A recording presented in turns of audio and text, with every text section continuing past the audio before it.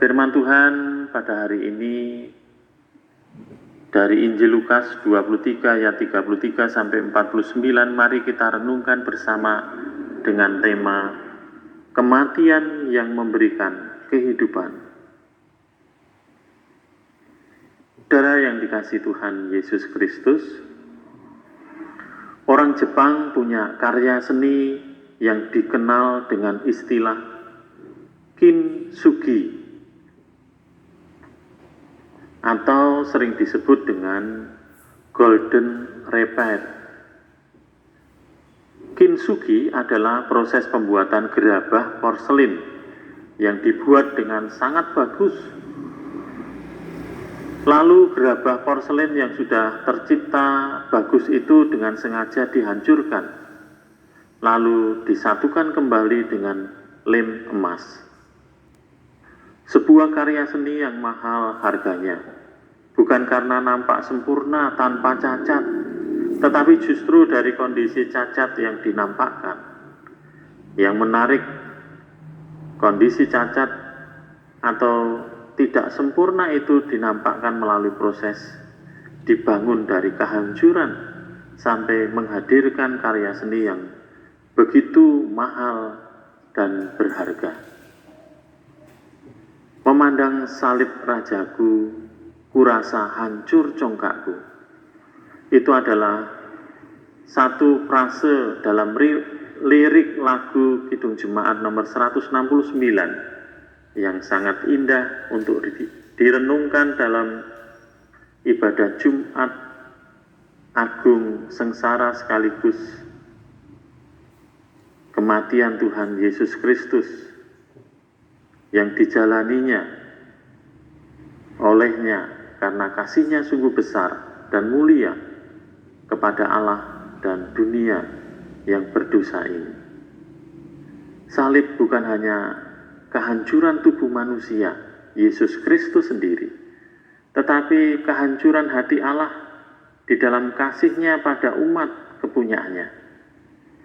Salib menghancurkan hati Bapa, menjadi cara Allah untuk menghancurkan kekerasan manusia, kekerasan hati manusia yang penuh dengan egoisme dan pemberontakan.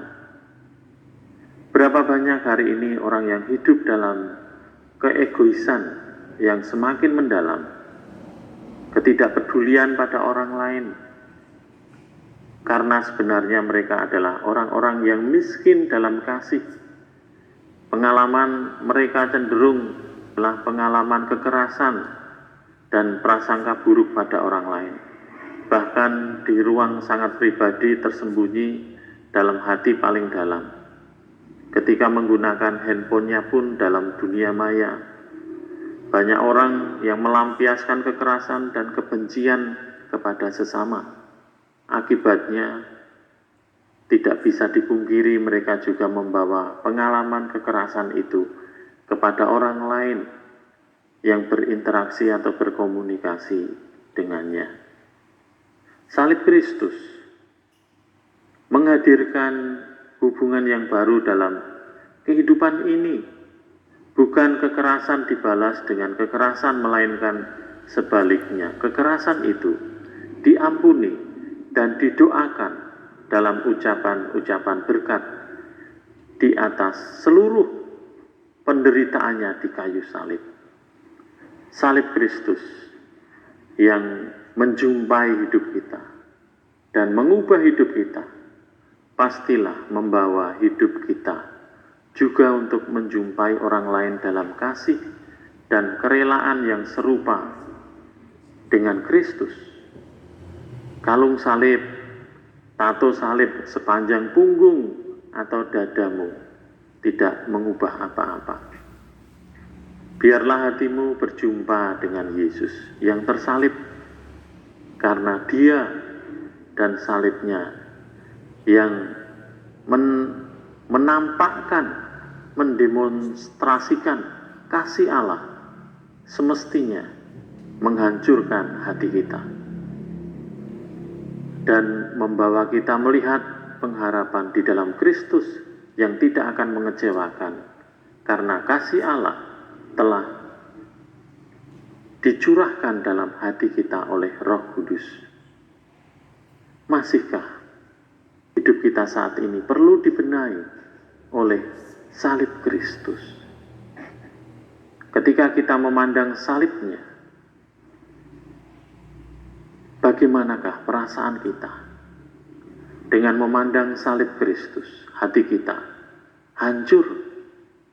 Kasih Kristus benar-benar kudus, tulus, ikhlas, mulia kepada kita.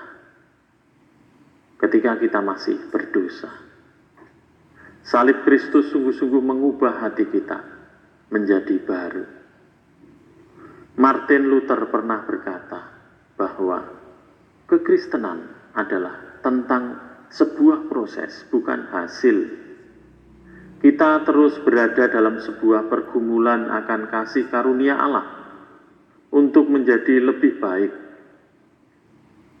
Proses ini tidak akan pernah berhenti selama kita hidup di dunia ini. Bagi setiap kita yang telah mengalami pembaharuan dalam salib Kristus, marilah kita bersama juga menghadirkan pembaharuan dalam hidup bersama banyak orang dengan kasih yang serupa kasih Kristus. Selamat merayakan Jumat Agung.